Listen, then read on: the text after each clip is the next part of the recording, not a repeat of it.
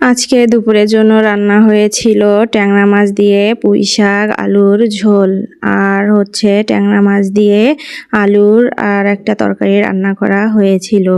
দুইটা তরকারি খেতে কিন্তু অনেক মজা হয়েছিল। পুঁই শাকটা এমনিতেও আমার অনেক পছন্দের, তো পুঁই শাক দিয়ে যেটাই রান্না করি না কেন খেতে আমার কাছে ভালো লাগে। বিশেষ করে পুঁই শাকের ঝোল আমার অনেক পছন্দ। তো আজকে মাছ দিয়ে রান্না করেছি। গতকাল রাতে ট্যাংরা মাছ নিয়ে এসেছিল, সেগুলো ফ্রিজে রেখে দিয়েছিলাম। আজকে সকালে বের করে সেটা ভালো করে পরিষ্কার করে তারপর রান্না করেছি। মাছগুলো টাটকা ছিল, যখন নিয়ে এসেছে তখন জীবিত ছিল, কিন্তু অনেক রাত হয়েছে সেজন্য আর আমাকে কাটতে ইচ্ছে করেনি, সেজন্য আমি ফ্রিজে রেখে দিয়েছি। কিন্তু ফ্রিজে রাখলে আরও অবস্থা খারাপ হয়ে যায়, পরদিন আর কাটা যায় না। ডিমগুলো নষ্ট হয়ে গেছে, মানে হচ্ছে ডিমগুলো নরম হয়ে গেছে, মাছগুলো নরম হয়ে গেছে। তো আফসোস লাগতেছিল, ভাবতেছিলাম যে হচ্ছে কালকে রাতেই পরিষ্কার করে রাখলে ভালো হতো, কিন্তু আফসোস করে তো আর লাভ নাই, ভেবে চিন্তেই কাজ করতে হয়। হুটহাট করে কাজ করলে এরকমই ফল পাওয়া যায়। মাছগুলো তেল দিয়ে ভেজে নিলাম, তারপর ওই তেলের মধ্যে এখন পেঁয়াজটা ভেজে নিয়ে মশলাপাতি দিয়ে আলুটা একটু কষিয়ে নিচ্ছি।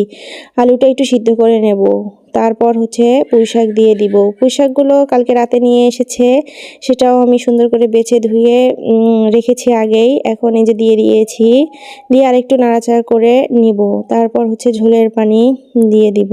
আমি কোনো তরকারি রান্না করলে অল্প অল্প করে রান্না করি, যাতে এক বেলাতেই শেষ হয়ে যায়। 2 বেলা বা 3 বেলা সে তরকারি খেতে ভালো লাগে না, সেজন্য যা কিছুই করি না কেন অল্প অল্প করে করি, আর 2-3টা করেই করি।